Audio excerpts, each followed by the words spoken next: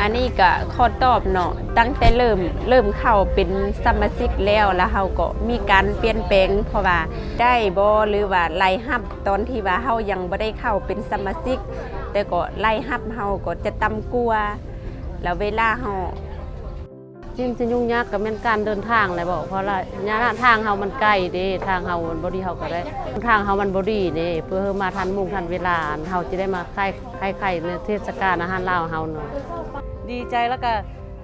ทำลูกค้าสบายดีลูกค้ามาซื้อหรือว่ามาซีมไข่เพน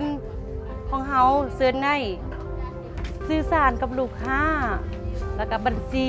โฆษณาเบ้าปากต่อปากถ้าสินค้าฮู้ลูกค้าฮู้ว่าเฮาเป็นสินค้าไข่เพนของบ้านบ่มเมืองน้ำบากแขวงหลวงพระบาง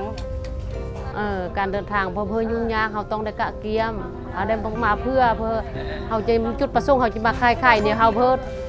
เฮาต้องมาทึกโมงทึกอันเฮาจะมาค่ายอยู่นี่เฮาทันวันที่เฮาจะมาค่ายนี่นะ